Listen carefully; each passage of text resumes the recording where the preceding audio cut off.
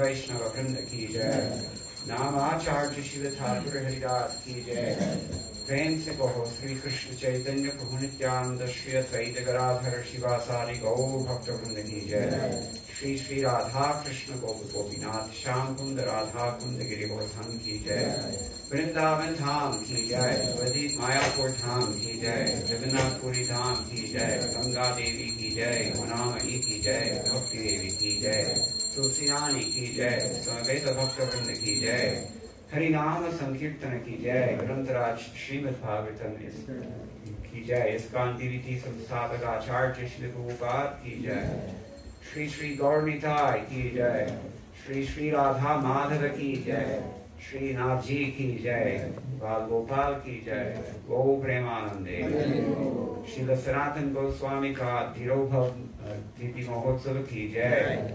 Srila Bhakti Charu Swami Dhirobhav Mahotsava ki jai. Srila Prabhupada ki jai. Go Premanande. All glory to the Samadhi. All glory to the Samadhi. All glory to the Samadhi. All glory to Sri Sri Guru and Gauranga. Jai Shri Prabhupada.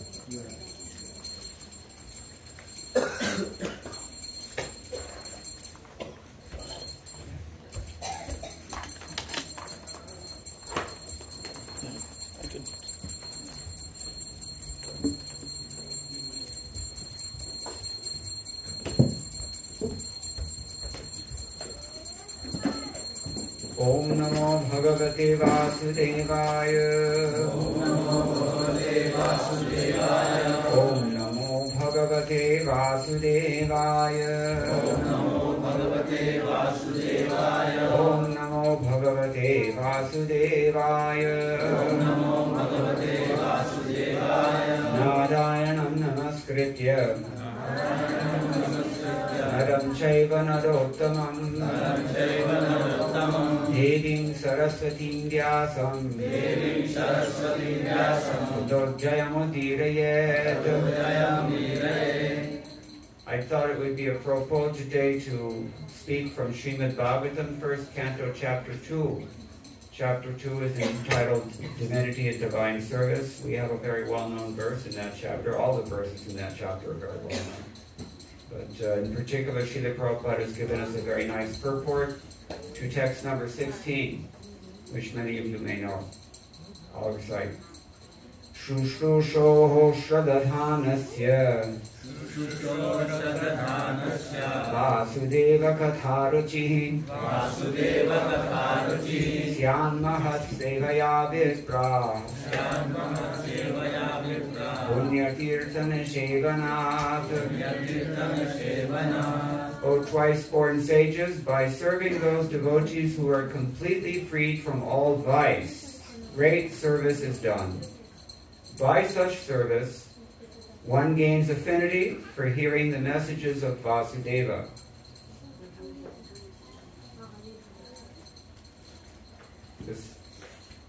Why don't we repeat this? O twice-born sages, by serving those devotees who are completely free from all vice, great service is done. By such service, one gains affinity for hearing the messages of Vasudeva. So the real point of hearing this is Srila Prabhupada's purport, so let's listen closely. The conditioned life of a living being is caused by his revolting against the Lord. There are men called devas, or godly living beings, and there are men called asuras, or demons, who are against the authority of the Supreme Lord.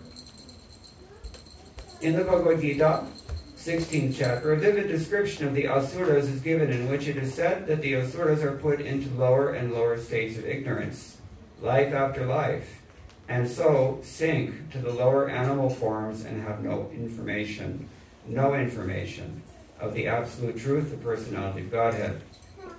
These asuras are gradually rectified to God consciousness by the mercy of the Lord's liberated servitors in different countries, according to the supreme will. Such devotees of God are very confidential associates of the Lord, And when they come to save human society from the dangers of godlessness, they are known as the powerful incarnations of the Lord, as sons of the Lord, as servants of the Lord, or as associates of the Lord. But none of them falsely claim to be the Lord.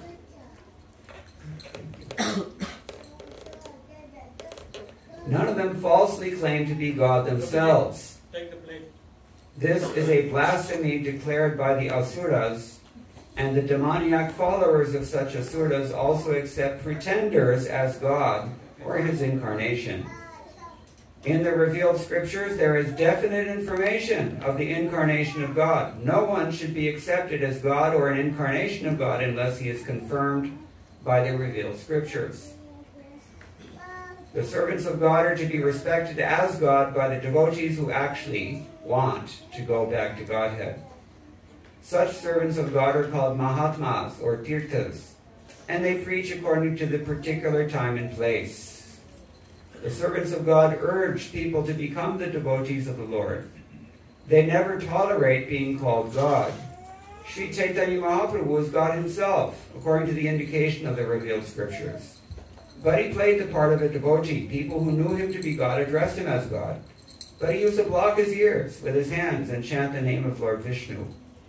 He strongly protested against being called God, although undoubtedly he was God himself. The Lord behaved so to warn us against unscrupulous men who take pleasure in being addressed as God. The servants of God come to propagate God consciousness, and intelligent people should cooperate with them in every respect. It's sinking. The microphone's dead. The servants of God come to propagate God consciousness, and intelligent people should cooperate with them in every respect. By serving the servant of God, one can please God more than by directly serving the Lord. Why don't we repeat this? By serving the servant of God,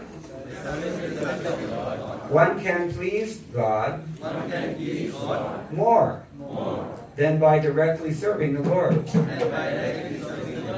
The Lord is more pleased when he sees that his servants are properly respected, because such servants risk everything for the service of the Lord and so are very dear to the Lord. The Lord declares in the Bhagavad Gita 18.69 that no one is dearer to him than one who risks everything to preach his glory. By serving the servants of the Lord, one gradually gets the quality of such servants, and thus one becomes qualified to hear the glories of God. The eagerness to hear about God is the first qualification of a devotee eligible for entering the kingdom of God. Om Jnana Timanantasya Jnananjana Shalakaya Chakshurmilitam Yena Tasmai Shri Gurave Namah. Mugam Karoti Vachalam Pungam Lankhayate Kirimyat Kripatamaham Vande Shri Gurum Dinataranam. Vanchakalpatarubhyascha Kripasindhubhyayavacha Paritanam Bhavanebhyo Vaishnavebhyo Namo Namah. Today's a very special day. What is that special day? Guru Purnima. So Guru Purnima is famous among Hindus in general, but in particular among the Mayavadis. What did Srila Prabhupada say about Guru Purnima?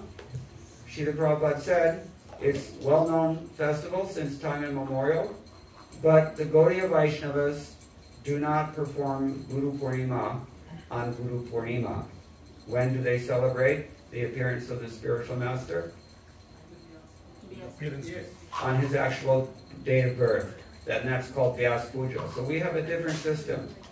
In recent years, it's become more popular to celebrate Guru Purnima, even among uninformed persons in ISKCON. But as Srila Prabhupada wrote to his disciple Gaur Sundar Prabhu on August 2nd, 1969, this is essentially, it's a Mayavad tradition, it's not a Gaudiya Vaishnava tradition. And the devotees of the Chaitanya Sampradaya, they prefer to worship the spiritual master every day. He wrote to, he was in a morning walk in New York City on July 11th, 1976, Tamal Krishna Goswami told Srila Prabhupada that today is Guru Purnima. And so Srila Prabhupada said, yes, that's very nice. How are you going to observe Guru Purnima? He said, shall we do Kirtan? And Prabhupada said, yes, you do Kirtan every day. You're doing this Guru Puja every day. Even in Gaudiya Math, which is the parent institution of ISKCON, they are only doing Vyas Puja, they're only doing Guru Puja once a year. So why did Srila Prabhupada tell us to do it every day? Anybody have any ideas about this? You've taken in a lot in the last 5 minutes. It's not a Gaudiya Vaishnava celebration, Guru Purnima. Instead, we worship our spiritual master on Vyas Puja. We call it Vyas Puja. Yet, Srila Prabhupada took that a step further and instituted daily Guru Puja every morning in ISKCON temples. Just to illustrate the same ideas that were being described in this purport today. What was it that I asked you to repeat? You can please God more by pleasing His servant. Who says this?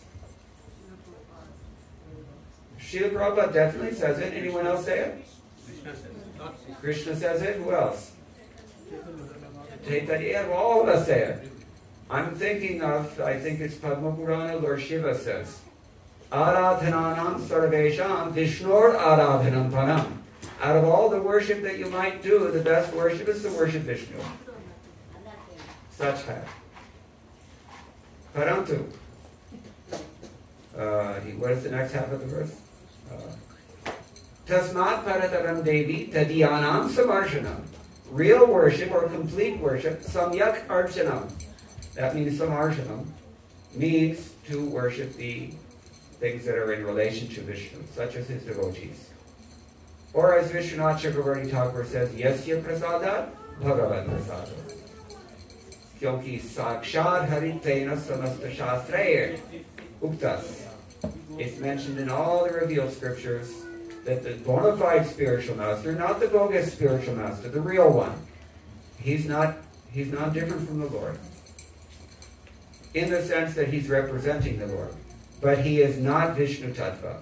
He's only Jiva Tattva. That is a crucial difference. In other words, we are small, God is great. And a bona fide guru will never erase that distinction. So, from time to time, these great acharyas and devotees, they come again and again into this world. And what does Srila Prabhupada say in tonight's purport about how should we deal with them? What should we do? First thing he said, anybody heard? I'll read it again.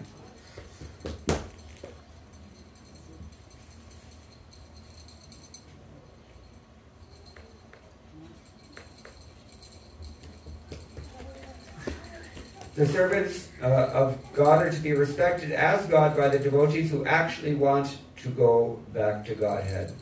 Srila Prabhupada says we should cooperate with them. We should cooperate with the devotees. If the devotees have a project to fulfill, that is, what is that project that the devotees have to fulfill?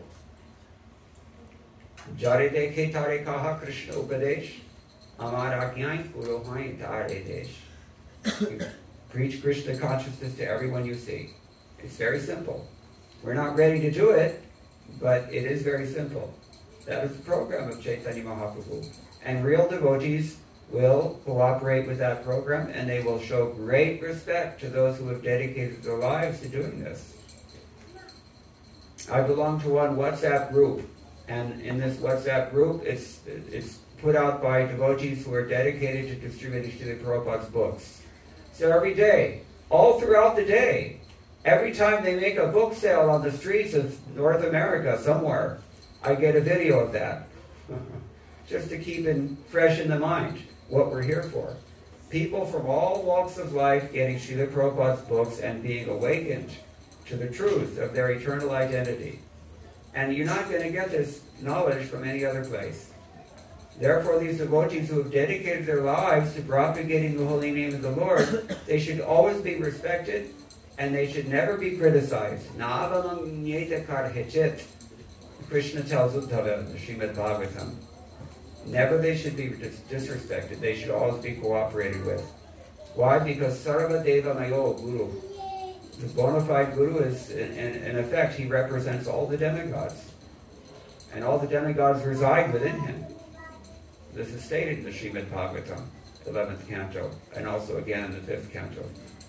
So, Srila Prabhupada told us, no need to do this Guru Purnima, Guru Puja, because you're doing it every day, anyways.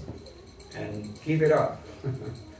So, Sanatana Goswami is one of the greatest of the Gaudiya Vaishnava Acharyas. He's the oldest of the 6 Goswamis. The 6 Goswamis are the direct disciples of Sri Chaitanya Mahaprabhu back in the 16th century. They were highly posted ministers in the government of West Bengal, Nawab Hussain Shah. And they surrendered everything to join the movement of Chaitanya Mahaprabhu for this purpose. And it's been sung. Tyaktva Turnamashesha Mandalapati Shrenim Sadat Tuchalat. Although they were, what Shreni were they in? Pratham Shreni? Mandalapati Shreni, he says. Tyaktva Turnamashesha Mandalapati.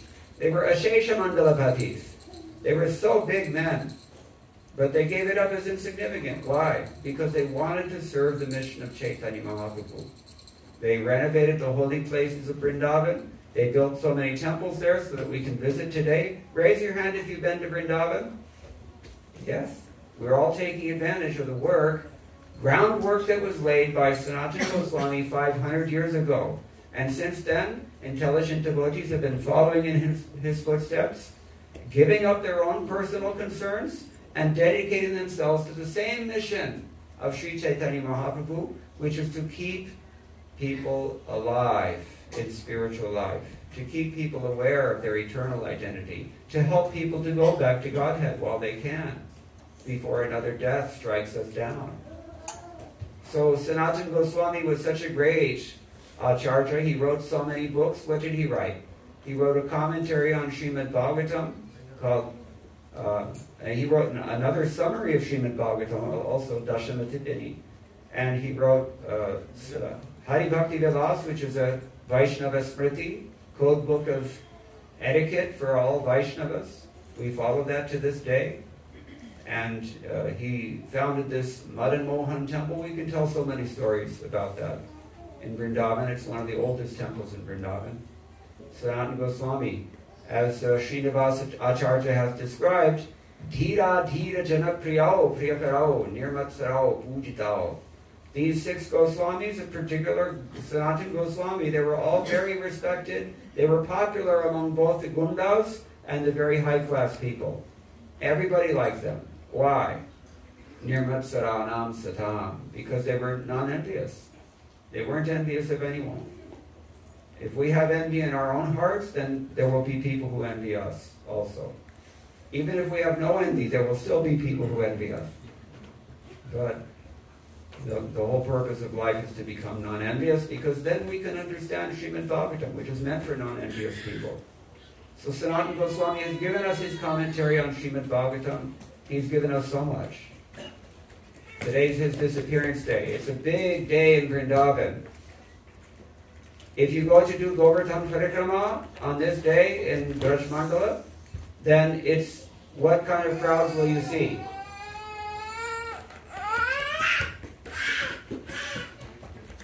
A crowd that is bigger than Times Square on New Year's Eve. Really. All you have to do is step into that crowd and you will automatically be carried around. You don't even have to walk. The crowd is so tight. I know this from experience. So, this is an example of how popular Sanatana Goswami was. Will people still be talking about you 500 years after you're dead? You can think about it. And then think about what kind of life you're living and what kind of life you could lead. This is the whole point. So following in his footsteps, we all know we're sitting here today only because Srila Prabhupada decided to take his responsibility seriously to carry this tradition on. And he brought Krishna consciousness to the Western world. And among Srila Prabhupada's disciples in 1976 and 77, that's about the time that I also joined ISKCON. Bhakti Charu Swami joined ISKCON. And Maharaj was instantly distinguished because in those days almost I could say, you know, as many Telugu people as you have in North America in 2023, that's how many white people you had in ISKCON in 1976. I'm joking again. There was hardly any Indians joining. In the late 70s, they were still too wary. And Bhakti-Chandra Swami joined Prabhupada. And Prabhupada was very happy because he's a young man, he's an intelligent man, and he's Bengali, he understands the things that Prabhupada is saying. And very quickly he became distinguished by his humility and his other wonderful virtues. He was just a mine of all virtues. He was such a wonderful person to associate with. And so he immediately was drawn into Prabhupada's inner circle, unlike me. I couldn't get in.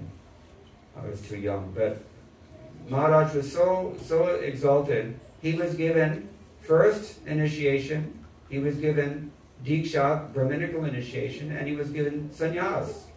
All just immediately, as soon as he joined.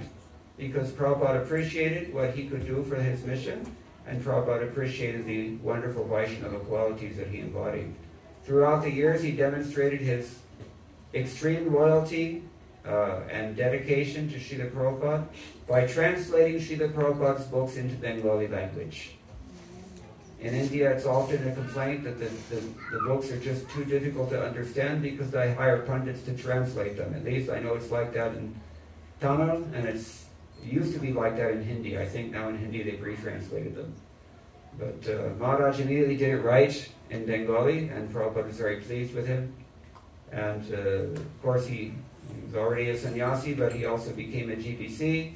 And after Srila Prabhupada left this world, he also became a spiritual master with many disciples in his own right. How many people here are disciples of Bhakti-Chandra Swami? You can raise your hand if there's 1, 2, 3. Not so many, but we don't require great numbers. 1 moon is enough. Ekash chandrash tamo hanti. If you have so many stars in the sky at night, that's fine, they're beautiful. But 1 moon is all it takes. What is the day today? Guru Purnima. 1 moon. It's supposed to be a beautiful moon tonight if you can see through the clouds. If this is summer in Calgary, I hate to think of what winter would be. But anyway, so he was such a moon, Bhakti-Chandra Swami. I didn't have so much close association with him. I was not so fortunate because I'm impious by nature and by birth, both. But Maharaj was always very kind to me. And he was an excellent preacher, very, very competent to spread to make people understand the mission of Sri Chaitanya Mahaprabhu and its relevance. He was very expert in guiding his disciples, always very sweetly in his behavior, never harsh, always gentle, always genteel as well. Very, very cultivated person, very civilized, decent and virtuous human being. What to speak of Vaishnava. So the fact that he had such a wonderful spiritual master as Srila Prabhupada is no surprise. It's a good match. Just like a Madhukata money within a beautiful golden locket. So we have Srila Prabhupada available in the setting of Bhakti-Chandra Swami. So we miss him. He was an unfortunate early victim of this COVID pandemic, which came from who knows where. Still, even after some 3-4 years now, people still don't know practically anything about this disease. Some people don't even believe it's a disease. But anyway, I know many people who have passed away from COVID. One man in Hyderabad, he wasn't careful enough to wear his mask because in India, I mean, even when they were turning parking lots into crematoriums in New Delhi, still people were just stepping over the bodies without wearing masks. That's how exempt Indians are from all the rules in general. So, anyway, but we really, really lament his loss, and I don't know how his disciples must feel. They must feel like I feel, because I've been through it also. We actually didn't believe that Srila Prabhupada was going to leave in 1977 because on a daily basis we saw him bending all the laws of physics, All the laws of material nature were just putty in his hands. He could go on 2 hours of sleep a day. He could eat more than anyone. He could eat less than anyone. I mean, just Prabhupada is a superhuman, it seems. Because when we surrender to Krishna, when we cooperate with the Lord's plan, when we please his pure devotees, then we become transparent like that. We are also empowered to do the same thing. So Bhakti Charu Swami is a shining example as the full moon among Srila Prabhupada's disciples. He was a shining example and a beacon for all of us, how we can live our lives perfectly. It's really an admirable life he left, and it was not in vain, even though he left early, relatively speaking. We have such a wonderful legacy in his life also, to take inspiration from and to take advantage of his instructions. He wrote a book on his own experiences with Srila Prabhupada, and as soon as I got that book, as soon as I saw the book, I got it on the spot, and I made sure I got an autographed copy, which I still have. Bhakti Charu Swami ki jai, Srila Prabhupada ki jai. So this is the real purport of all the things that we've heard Prabhupada say in this verse from Srimad Bhagavatam, which is one of the central verses in our philosophy. Would you like to hear it again? I think we all need to hear these things again and again and again, so I'm going to read it again. Shushrosho Shadatanasya Vasudeva Katharuchihi Syan Mahat Sevaya Vipraha Punyatirtha Nishevanat. O twice-born sages, by serving those devotees who are completely free from all vice, great service is done. By such service, one gains affinity for hearing the messages of Vasudeva. In this passage of the Srimad Bhagavatam, it's been described that just by hearing about Krishna, we become free from all the fetters of karma. We can dissolve all of our bad karma just by hearing about Krishna. So who will not hear that message? This is a question, rhetorical question posed by Shukdev Goswami. And Sridhar Swami answers, commentator Sridhar Swami. He says, well, this is, who will not hear these messages? A person who doesn't have a taste. A person may think, well, I know that this is very glorious and everything. I'm hearing this, but I still, I'd rather read Facebook, or I'd rather just, watch the news, or, talk gossip among my friends. This is the things that we do, isn't it? These are the choices that we make while human life is wasting us gradually. So he asked this question, and what's the answer to the question? What do you do if you don't have a taste? He says, this verse is the answer to that question. You find a person, a devotee, Jai Shishiyata Mata Ki Jai. You find a devotee who is free of all vice. At least he should be free from 4 vices. What are those 4? Meat eating. That includes eggs, fish, anything non-veg. Intoxication, illicit sex, gambling, including speculative business ventures even. Find a devotee who is free from these 4 vices and who has a great taste himself for hearing about Krishna, and you serve that person. If we serve pure devotees in this way, we will get a taste ourselves. That's how we get a taste for hearing Srila Prabhupada's books, by serving those who are already advanced. So Bhakti Charu Swami was one of them. He translated all of Prabhupada's books into Bengali. He even assembled a wonderful songbook in Bengali. What is it called? Bhakti Giti, I think. I used to have one. Yeah, yes. So I had one. Best book if you want Bengali bhajans. Everything is there. So he had the wisdom and the foresight to publish that many, many years ago. So he worked very hard for Srila Prabhupada's mission, and he gave us so much, and his entire life is a great inspiration for all of us and a great source of direction for us as well. We can emulate his qualities, or at least we can try. How do we emulate these qualities? How do we develop all good qualities? Anybody know? We mentioned a moment ago that in the person of the spiritual master, all the devatas reside. That's a tall claim, isn't it? How do you back it up? Anybody know anything? How can I say that? Sarva Devamayo Guruhu. Bhagavatam says that. But how do we know the interpretation is correct? We have to think. It's not enough just to hear something and believe it and uncritically accept everything you hear. Because people say all kinds of things. Just like people say we're supposed to celebrate Guru Purnima in 2023. It's a new fad for ISKCON at least. It's new. So you have to be critical a little bit. And sometimes it's necessary. Yas yasti bhaktir bhagavati akinchana sarvair gunais tatra samasate suraha harao bhaktasya koto mohadguna manorathena vadidhavato bahihi. Whoever is in charge of this gentleman here, this young boy, it's a nice sideshow, but it's very distracting. Maybe somebody can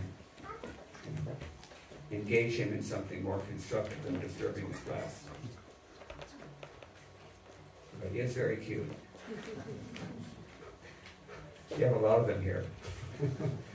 So, all the demigods and their good qualities, they come and they stay within the heart of a person who renders pure devotional service. The commentators on that verse tell us. The demigods are thinking, we have to supply whatever good results these people earn as a result of whatever piety they do, and we also have to inflict whatever bad results these people have earned by their misdeeds. So that's just our job. Everybody has to do your job, otherwise you're culpable. You may be fired, right?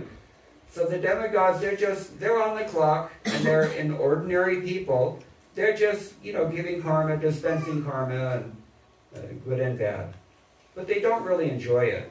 But when the demigods see, here's a person who is actually without any motive, nishkama, akinchana, nishkinchana bhakti. When they see this, then they think, I want that person's association. That's why it said, sam asate, samyag asate, he says. They come and they stay, they don't leave, because they feel that we can benefit from this person's association. That means that a pure devotee is actually higher than the demigods, because devatas, they're devotees, zurur, but they're called sakama bhaktas. Generally, if you are a devotee, but you are not entirely free of material desire, you will become a devata, unless you've done something wrong, some offense or sin. So, they're all devotees, but they're not exactly pure devotees. But therefore, they're intelligent enough to appreciate who is the pure devotee, and they want to take advantage of that devotee's association, so that they themselves can make advancement. That's what it means when we say, in the person of the spiritual master, Sarva Devamaya Guru. He is Sarva Devamaya. He's made out of all the gods. They come and they stay. And all their good qualities come with him. So Bhakti Charu Swami had all such good qualities. We should not forget his example. We should remember his legacy.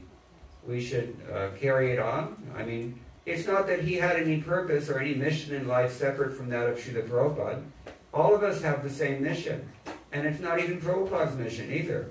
Neither is it the mission of Bhakti Siddhanta Saraswati Thakur. It's actually the mission of Chaitanya Mahaprabhu, who is Krishna himself. It's Krishna's mission. Krishnam Vande Jagadguru. So, but Bhakti Charu Swami made the intelligent and praiseworthy decision to give his life completely. Sannyas. He gave everything up for that purpose, to please Krishna. And he was very successful in preaching Krishna consciousness. So anyway, we can all remember him and his example and bow down at his lotus feet today and pray for his mercy. Srila Bhakti Charu Swami ki jai. Anybody have anything further to add? Maybe his disciples want to say something.